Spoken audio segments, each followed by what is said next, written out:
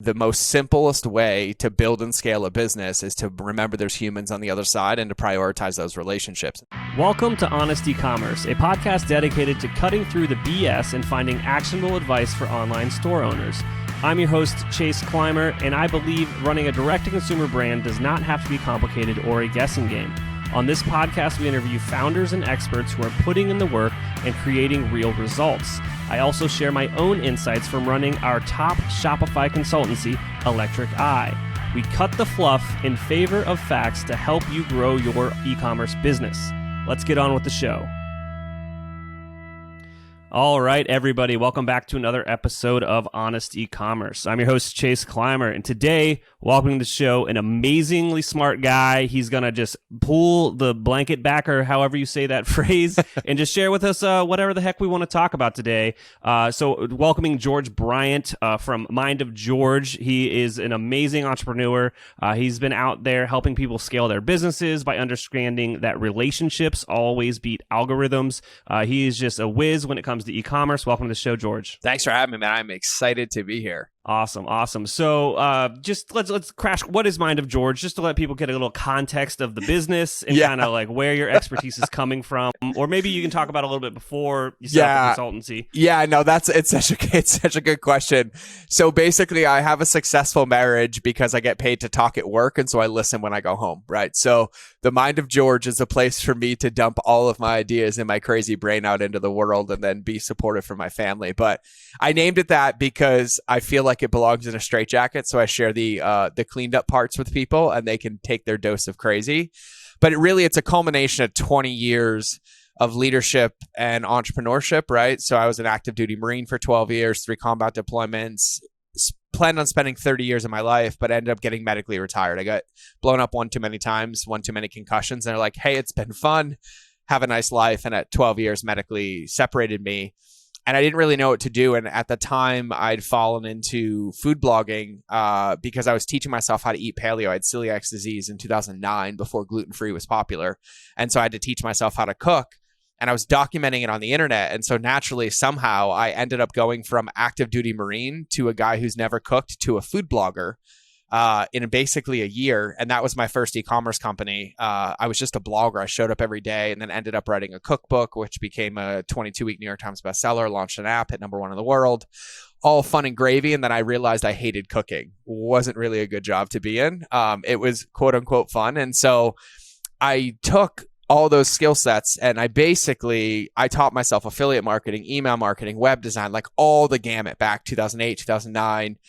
And then I applied it into what I knew and how I built that brand. And I built that brand to multiple 7 figures, like 5 million uniques a month. I had millions of followers. I did it all organically. And so when I realized I didn't like cooking, I had to make a decision. And everyone's like, will you help us do what you did? And I was like, ding, got it. And then I moved to the guy behind the scenes. And so I started helping e-commerce owners, coaches, consultants, and entrepreneurs in general build and scale their businesses. And actually, it's funny, my first consulting client was Men's Health. And then that led to Titleist and Vital Proteins and Onnit and Aubrey Marcus and Jim Quick and all of my friends. And then once that started, it was kind of like a rocket ship. And everyone's like, we want more. And that kind of catapulted my consulting career of helping companies, I say, ethically scale. And the reason I say that is because you can't have a business that lasts a long time if it's built on hollow ground, right? If it's transactional in nature, they all dissipate out. And I think what's so crazy is that the most simplest way to build and scale a business is to remember there's humans on the other side and to prioritize those relationships. And there's tactical ways to do it. So I started applying all of these principles and ended up having massive success. It took companies from $1 million a month to $2 million a day. And then I ended up owning, I think I own 8 companies now. So a couple nonprofits. I have a e-commerce diaper bag company, a supplement company, a deodorant company, an AI health-based company, crypto stuff, and kind of all over the gamut with real estate and boom. And then I was like, okay, now what? And my wife's like, you need to just talk. And I was like, cool. What do I want to do for the rest of my life? I have everything I want. I have the family I want. I live where I want. Like everything on my vision board's real. I was like, but I love people. Like I genuinely love entrepreneurs. And so now I spend probably 90% of my day, recording podcasts, doing coaching calls, and giving out as much of this as I can while still helping companies, build and scale epic companies through marketing and customer journeys. And that's the shortest version I could give you because it's a short show. We Joe Rogan. If I gave you the whole story, we'd be Joe Rogan in this whole podcast. Oh man, just 3 hours of nonstop questions, and have you done DMT? Well, it's funny is I have done DMT, and I'm like, so when the question comes up, I'm like, here we go. But I think what it really boils down to is that I got to this point in my life, I hit like a midlife crisis early, right? Like I feel like I've lived multiple lives with being in the military and combat deployments and then, almost losing my life and witnessing all of that and then having everything, losing it. Like I've made millions, I've lost millions, right? Like I was 3 weeks away from bankruptcy. My wife was 8 months pregnant with my son. And that was kind of like a big catalyst for me. And so now that I've been all that, I really like have had everything that I want. And I love human beings. I love people. And I think entrepreneurships are the secret weapon of this world. I think they're the top athletes in this world. And I feel like most of what's given out into the world perpetuates unhealthy habits to keep them where they are and allow the people at the top to stay at the top. And I'm like, no, because once we pulled the curtain back, right, and I got to go behind the scenes of these companies, and I'm talking Fortune 50, Fortune 100, they're paying me absorbent amounts of money to come in with a blue mohawk, tattoos, and pink shoes and teach them e-commerce. And you start to see like how it really goes. I was like, it's not the $1 billion companies that make a difference in the world. It's the 5-figure, the 6-figure, the 7-figure, like the family owned, hiring people, making products, supporting distribution, suppliers, running ads, running social, that really are like the heartbeat of what we do. And like, that's what I love so much is like finding those people and turning their volume knob up as loud as I can. And that's kind of like what excites me now. Dude, I couldn't agree anymore. If you want me to not shut up, you ask me about like what I do for a living, or you like let me overhear you talking about I'm thinking about starting a business or something, like I will just not stop talking. A buddy of mine started a business lately, and one of my best friends, and I've just been annoying him to the point of he's like, dude, you gotta calm down. He's like, I got a family, I've got a full-time job, like I'm not ready I'm like, just quit. Just make the leap. I was like, it's good. Yeah, I know exactly what you're talking about. I try not to. The one thing I will say is I have learned this rule though, because I get, as a coach, as like a consultant, as somebody who leads people, like you have to remember a lot of the times people borrow our traits, right? Like when I go into a company like, hey, can we scale? I have no idea if it's going to work. None whatsoever, right? But I have enough confidence in the principles and looking at it to know like, yeah, we have a good chance. And so I'm like, hell yeah, well, 1,000% I guarantee it will scale. They're like, what? And it's so they can borrow a little bit of that confidence, like to get unstuck, and it always works. But I had a little bit too much of that at the beginning. I had way too many people kind of burn the ships. And I was like, oh, okay, cool. I'm like, okay, now I'm paying your bills because like you didn't follow all the way through. So I'm really hesitant now about not burning the ships. I found a new analogy where I look at entrepreneurship and e-commerce like Manhattan, right? Like it's this isolated island. And when you start, like you just got to build a bridge. And once the bridge has traffic on it, you start adding more, but don't ever knock down the other ones.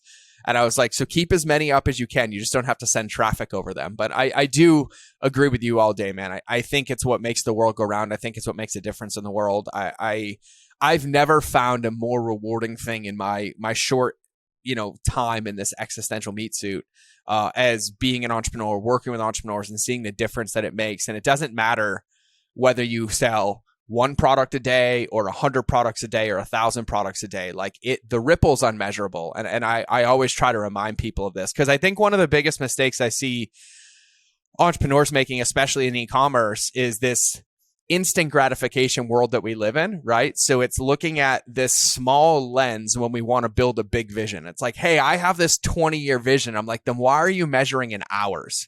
Like, why do you have Shopify notifications on your phone? Like, why are you looking at it 24/7? Because we end up making adjustments, and patience is really the key. Because like I've been a part of and owned so many companies. And if you were to like zoom out and look at their growth, it would look like the most volatile stock market you would never invest in. But now they're a $100 billion company. They just get acquired for $460 million. They're boom, boom, boom, because they get to ride the ride, because their window of measure is a lot greater. And that's the thing that I think was the hardest part for me. And it took 20 years for me to even understand this.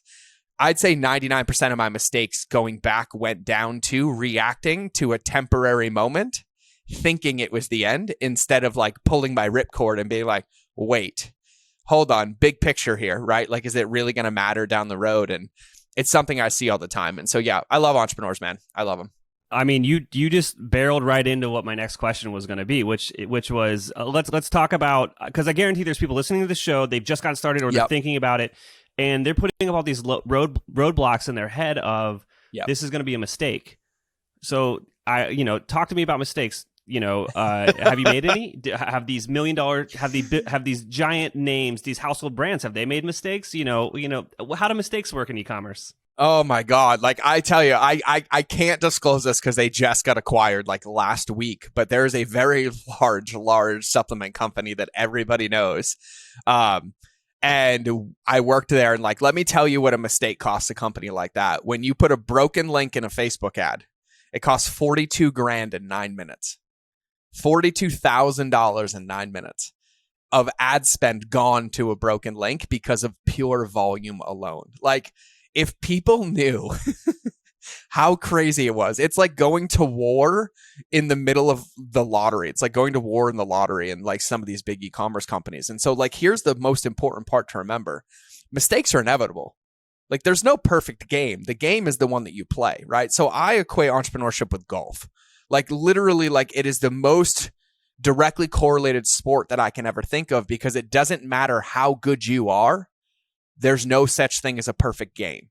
It's only your last shot, and it's your last shot, and it's your last shot. And that's how e-commerce is. That's how entrepreneurship is, right? It's not a game of who has the best idea. It's who has the longest term vision and the most capacity to keep executing against it until it works.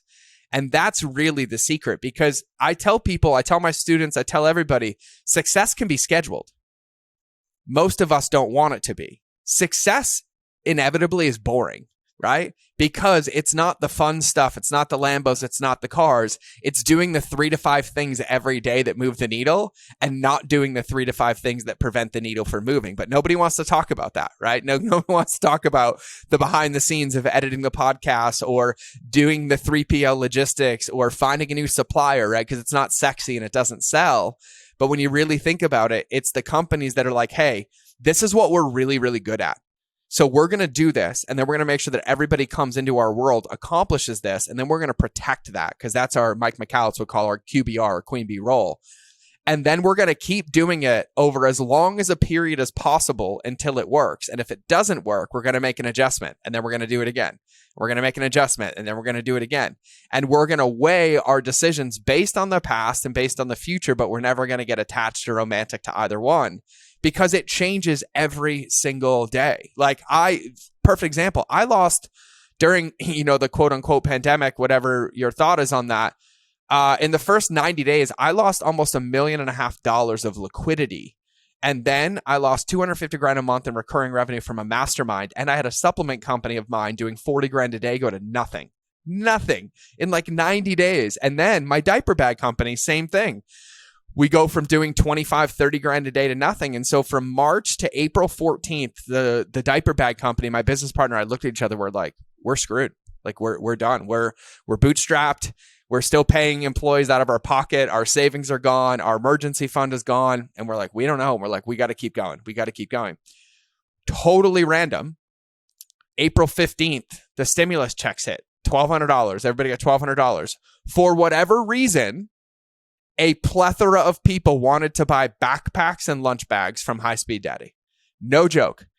April 15th to April 30th, in the middle of the pandemic, was our best ever month as a company. And I'm talking double the previous best months. Like, I'm talking $400,000, $500,000 of revenue in a bootstrap company post-stimulus check when we were a couple weeks away from closing the doors. And that literally reinvigorated the business. But if we had pulled the plug, or if we had stopped, or if we had not marketed, or been like, we're done. So there's so many factors that are unpredictable and variables outside of our control. But as a e-commerce company, as an entrepreneur, as a business, what you always have to focus on is what you can control, right? And what you can control is your product. It's your customer service. It's your delivery. It's your customer journeys. It's your marketing. It's your advertising. But most of the time, we get pissed that we lose the race because we were staring at our competitor. And I was like, you can go look all the way back to Michael Phelps when he won his record gold medal. If the dude didn't look at Michael Phelps right before he touched the wall, he wouldn't have won that medal. The guy who was about to win the race looked to his left, and it lost him 100th of a second that allowed Michael Phelps to touch the wall first. And the greatest of the greats understand that in this game, you're only competing against yourself and your performance. And so in e-commerce, it's no different. It really is a game of resiliency and consistency. And yeah, it's going to be hard and challenging. Like, trust me, every iOS update that comes out, when you spend $100,000 a month, $200,000 a month, $500,000 a month on ads, it's exhausting because you have to learn again. When there's a new 3PL or a new tariff, or my shipping containers get stuck in port for 6 months, like, all of these things are inevitable. All of them are inevitable. They're guaranteed. Flat tires, trips, injuries, broken bones. But it's no different. Like, if you and I are driving out to dinner and we get a flat tire, we're going to get out and change it and go to dinner. We're not going to slash the other three, right? And that's the big secret to e-commerce and entrepreneurship. It's remaining steadfast and forward, and then taking in all the inputs and making adjustments. And that might sound esoteric to people, but at the end of the day, if you are an e-commerce owner, or you're about to be, you already have a product, or you know what you want it to be, that's the easiest part, because it gives you clarity and a guarantee. Now your only job is to continue selling it and delivering it, and not allow yourself to get distracted by all the other stuff. Yeah, I mean, you nailed a bunch of stuff there that I like to just try to pound into people's heads. It's like, first and foremost, just putting on blinders and just going after the thing, and then making iterative approaches to stuff, and not big, giant changes. I mean, the pandemic was scary for everybody, for any business owner, whatever. Like, it looked bad, but yeah, I think every single one of our clients had record years, because once, there's a lot of actually psychological stuff around it about the pillar of needs or whatnot. Once it started to do the thing, it was wild.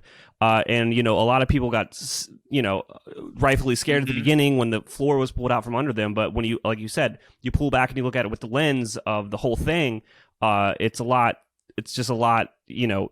easier to make smarter decisions. And then you touched on how during the pandemic, it was like right when the stimulus checks hit, it was just insanity that happened across the board for our clients too. And here's the thing, you can't count on that. Those are acts of God. That stuff's just going to happen, and that's cool. You can't count on your brand going viral because Kim K posted about it. You can't count on that stuff. But what you can count on is you're getting customer feedback that says, hey, like, this bundle builder's broken. You can fix that. There's a lot of stuff that you can focus on and can increase and iterate on and make better. That's where you need to spend all your time. You don't need to be looking at what other people are doing. You don't need to be kind of sitting back and hoping for things to change, because it won't change if you're not doing anything. If you're struggling with scaling your sales, maybe Electric Eye can help. Our team has helped our clients generate millions of dollars in additional revenue through our unique brand scaling framework. You can learn more about our agency at electriceye.io. That's electriceye.io. Mesa is the easiest way to integrate any top e-commerce app or service with your online store. Designed exclusively for Shopify and Shopify Plus, Mesa's automated workflows can get back your time spent on repetitive tasks while growing your business at the same time. Join other merchants that have embraced the simplicity of Mesa's no-code approach to building workflows. You can create new ways to improve customer engagement, encourage repeat purchases without lifting a finger, reduce manual data entry, and more through a simple point-and-click interface. And with Black Friday, Cyber Monday planning around the corner, now is the time to ask the question, is my online store prepared? Optimizing every step in the shopping experience is the only way to create a lifelong customer. Get Mesa and capitalize on one of the biggest e-commerce events of the year. Search Mesa in the Shopify App Store and download the app today. Our partner Rewind can protect your Shopify store with automated backups of your most important data. Rewind should be the first app you install to protect your store against human error, misbehaving apps, or collaborators gone bad. It's like having your very own magic undo button. Trusted by over 80,000 businesses, from side hustles to the biggest online retailers like Gymshark, Gatorade, and Movement Watches. Best of all, merchants like you can get 1 month of automated Shopify backups for free by visiting rewind.io/honest. That's rewind.io/honest. Hey everybody, do you want to win back valuable lost time for your support team? Gorgias has machine learning functionality that takes the pressure off small support teams and gives them the tools to manage a large number of inquiries at scale, especially during the holiday season. Gorgias combines all your different communication channels like email, SMS, social media, live chat, and even phone into one platform and gives you an organized view of all of your customer inquiries. Their powerful functionality can save your support team hours per day and makes managing customer orders a breeze.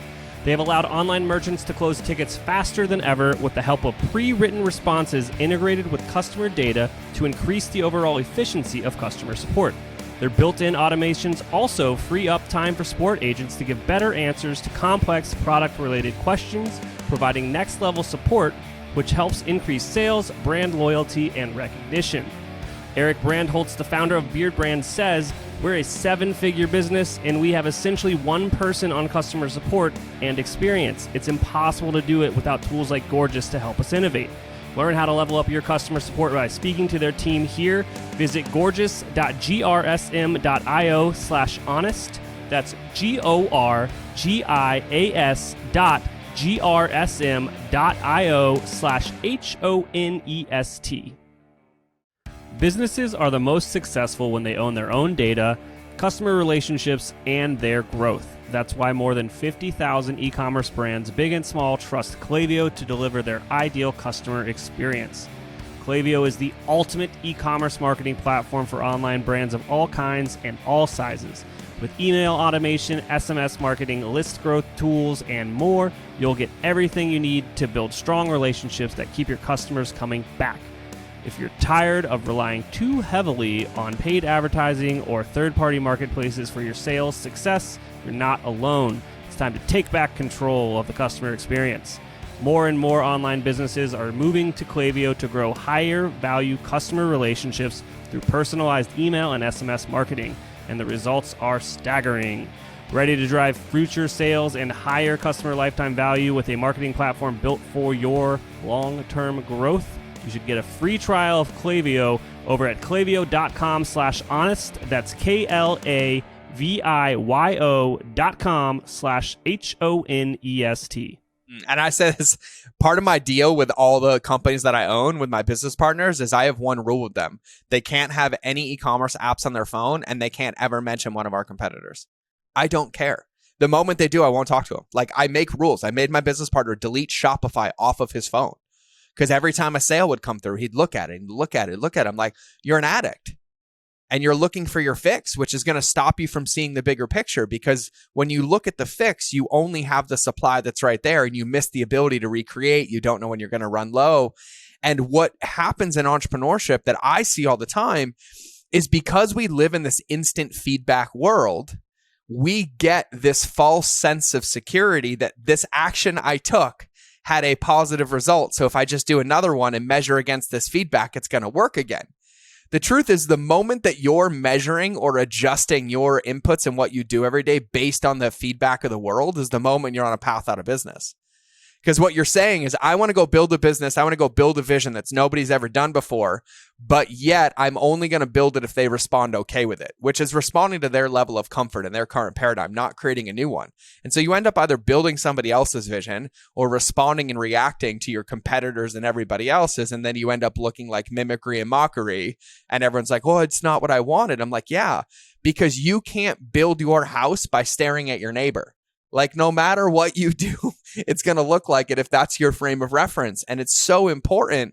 It's so important because it's hard. And let me just say it right now. It's hard. It's hard to let a post go out and be like, how was the response? Was it good? Was it bad? Let me know. And I was like, but the moment I do that, I might take its power away because now I'm making adjustments based on what a false control of like what an algorithm decided or the market in that day. And it's really about the consistency. Like, as an entrepreneur, as a human being, there's only two things we can control every day. And it's our input, like our intention, and our energy, right? Like, intention meaning like, how clear are we that this is what I want to do? And then energy being, did I give this my all, right? And like, you have to have an honest conversation with yourself. Like, if I'm like, hey, my intention, like I want to record 3 podcasts today, and like I don't schedule them and I don't prep them. Like my intention wasn't really up. And then like I don't sleep good. I put it off to the last minute of the day. And then I look at it, I'm like, oh, I got my 3 podcasts. And I'm like, oh, I don't like how they looked. Right. And I'm like, cool. Well, what was my intention and what was my energy? And you're like, oh, my intention was like a 4. My energy was like a 3. And I'm like, cool. And I'm like, what do you want it to be? And I'm like, I'd want an 8 and an 8 or a 9 and a 7. I'm like, awesome. I'm like, what would look different? And all of a sudden, the ambiguity is gone because I was like, oh, I'd sleep. I'd prep 15 minutes of notes. I'd schedule them as the first 3 things of my day. And I'm like, oh, awesome. And then all of a sudden, I have a crystal clear roadmap on how to create the result that I want, either this afternoon or tomorrow morning, and I repeat the process. And that's really all that we can measure against and control. But entrepreneurs get lost in ambiguity because it's comfortable. Because if it's ambiguous, there's always something to waste our time doing. There's always something to distract ourselves, right? There's another app to be found, or my favorite one. I'm just looking at Instagram for inspiration. I was like 7 hours later, inspiration. What are you talking about? Go post what you want to post. But in e-commerce, it's the same thing because your job is really, really simple. You have a product that gets somebody to their after state, and you have 2 people that have already bought it. Most of them probably haven't achieved the goal, and people that haven't bought it yet that have to achieve the goal. And until you tell me you have a 100% success rate that every single human who buys your product achieves the result of your product and buys it again, you have an unlimited amount of work to do in the right area, which is customer retention and customer depth and feedback and making iterations. It just so naturally happens that when that's where you spend your time, they capitalize on the 86% of marketing that's word of mouth. Oh my God, you'll never believe what Chase did. I was struggling with this. They changed my protocol. Boom. Now I'm buying it for life. And I brought my 10 friends in. Have you ever heard about Chase? It's really, really, really easy game to play and win when you focus on what matters. And so for me, when I say the blinders, I want the blinders to protect everything that isn't your vision, that isn't your business, that isn't what you want to be doing, that isn't your customer, your team, your feedback, your marketing. That's where you spend your time. And I think it's so, so, so important. And I don't want to keep riffing. I like when we go back and forth because I got like a whole other 10-minute diatribe.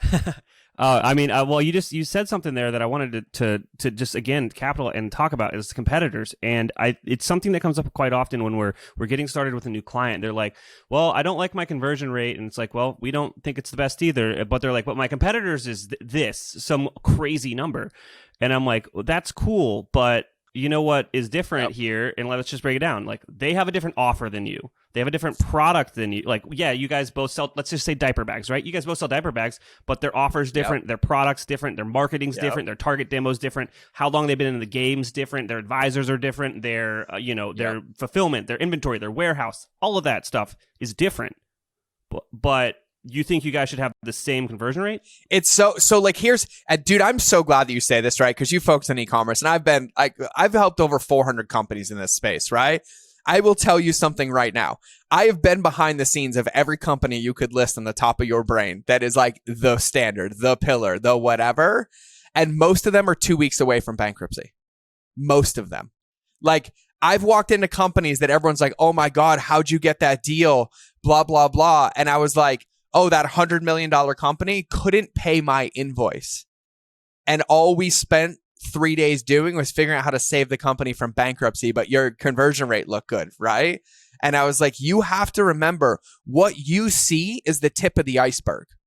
That's the hardest part about the comparison. That's the biggest reason I tell people not to look at your competitors. Set benchmarks for yourself. Set KPIs and measure against you and your performance. That's it. But your measuring stick should never be outside of your world. That's when you lose. Because if you're an athlete and you try to train like Michael Phelps, your body is different. Your inputs are different. Your capacity is different. Your threshold is different. So what works for him is going to win his race. And if you do his training, it's going to guarantee you lose. You're going to get rhabdo. Your body's not going to recover. It's not going to be there because we all have different needs. So you have to understand what your strength and your skill set is.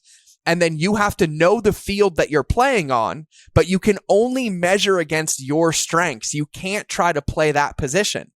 Like, if you're really, really good, center in football, it's not going to do me any good to put you at the quarterback position and give you all of Tom Brady's diet and training.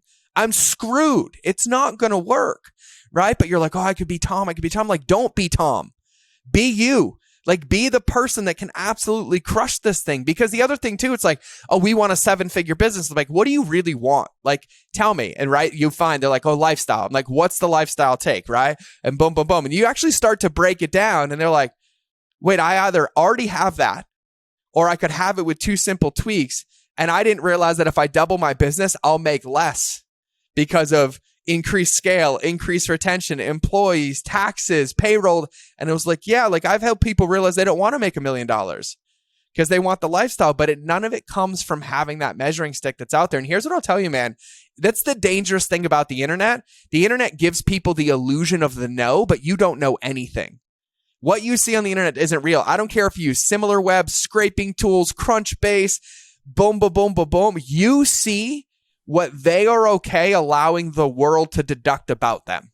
You won't see the real numbers. Just because Crunchbase says the company raised a $10 million seed round, I bet you there's not an ounce of truth to that being the whole picture when you get into how those things work and where they go. And I think that that's the most important part. But then also, and I'll support you in this because this is huge. I have those same clients, or I used to when I did client work, that would come up to me and they're like, well, I just don't understand why they have it. I'm like, because you're staring at them and building their vision. You don't have it because you're looking at them. You're looking at their energy. You're making adjustments. You are leaving yourself one step behind them, chasing them the entire way and wondering why they're passing you, they're surpassing you, and you can't catch up. And I'm like, because they're innovating and they're living from a place of this is who we are and what we want to build. And you're from I have to react to them. I have to react to them. You're always one step behind. It doesn't work. It never works, and it needs to be done completely different. So that I agree with you 1,000%. Awesome. Well, with that, let's kind of run this thing a bit short today. I just realized I have to actually run. But George, if people are picking up what you're putting down, where can they reach out? Where can they get a hold of you? Yeah. So the best place to find me is my podcast called The Mind of George. So, right, belongs in a straitjacket. So I share my level of crazy with you. But that's it. The podcast, I recommend anybody starting. And listen, all I do for a living now is help people. So if you have a question, I handle all my DMs. I just love answering questions. If I can help you in any way, shoot me a DM on all the platforms, Instagram. But my podcast is the best place. It's called The Mind of George Show. Awesome. Thanks so much for coming on. Thanks, man. All right. I can't thank our guests enough for coming on the show and sharing their knowledge and journey with us. We've got a lot to think about and potentially add into our own business. You can find all the links in the show notes. Make sure you head over to honestecommerce.co to check out all of the other amazing content that we have. Make sure you subscribe, leave a review, and obviously, if you're thinking about growing your business, check out our agency at electriceye.io. Until next time.